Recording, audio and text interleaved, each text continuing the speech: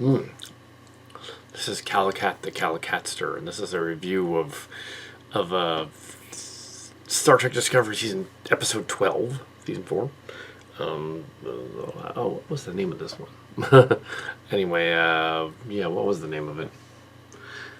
Anyway, got to look it up. Oh, I watched it, but I don't know what it's called. Yeah, this is called Species 10C, apparently. It's, yeah, and this one, they meet up with this, they try to communicate with the aliens using the close encounters technique of the pheromones and things that communicate with aliens, which could be a level 2 Cat 2 society.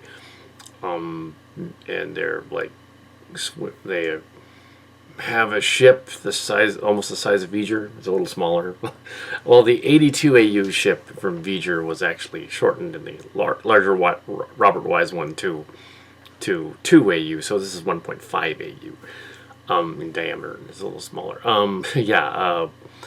It was out in space, and there's this big ship. And how would they even be like ants or even bacteria on the hull of the ship? How would they even know, that they were even there? Really, it would be like they would literally be germs on the surface of their ship.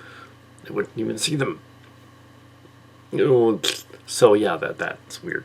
Also, they're similar to the aliens, the aquatic like Rusay Leviathan creatures from Canary Space. Some of the later stories of that. But I'm sure that they hadn't read them. I'm sure that they're just guessing this would be cool. They maybe it's from anime. They also had some ships like that in anime too, living ships and things like that. They have a command of creating probes and things and generating simulated environments out of nowhere. They're more advanced than the language they're trying to communicate with. That's a little screwy. Meanwhile, Booker has captured the commander lady, the other lady, the one that had a wife who died, and she's using she convinces Booker to keep giving her licorice, using the licorice acid to create a way out somehow with the communication device. Clearly Tarka is insane and wants to go and blow up things. So basically he kind of gets away with it, even though they beat each other up at one point. The lady convinces Booker to fight Tarka. Booker's Booker the Fifth, apparently. It's a name, not a designation. A designation, not a name. An honorable name, the Booker name. It's probably all... originally, I thought, like, when they first introduced these characters in Season 3, is Booker and Michael actually time travelers, and will they go back to before and she becomes her own mother, which would be weird, and she's the Red Angel. That's why. But no, they didn't do that. At least, yeah. That didn't work out. So yeah, there's a similar way to how Red Letter Media and not Red Letter Media, but a similar way to Trek Yards reviewing the last episode.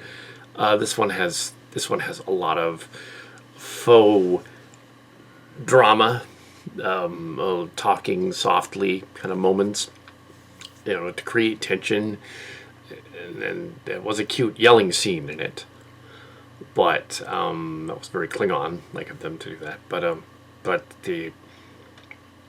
was out of context. They were just there. They did a yelling scene. They've captured they figure out that Booker's ship is on the hull because they uncover the bug that was on the in engineering, and they figured out just before they use the plasma thing to escape.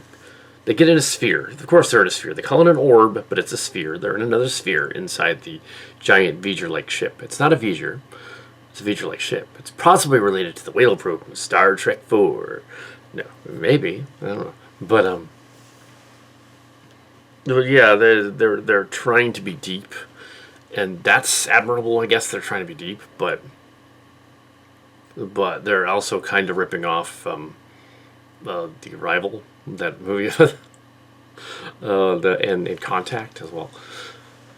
Yeah, if you have, if aliens are using math as a language, and they're actually able to create the language, if they're that advanced that they can create a mock-up of the ship for them to go inside at one point after going in the probe, then being sent back when Book does his thing. Book and Tarka do their thing.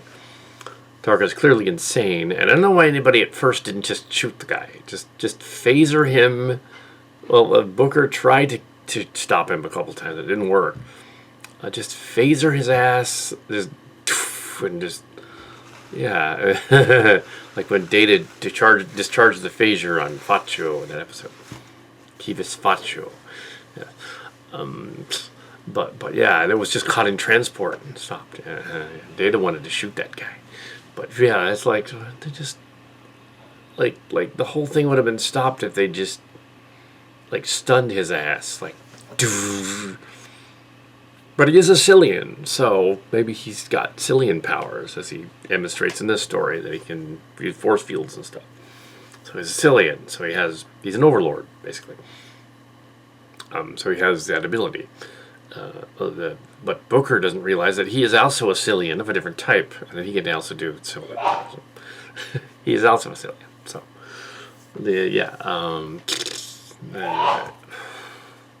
and Michael is a Cillian.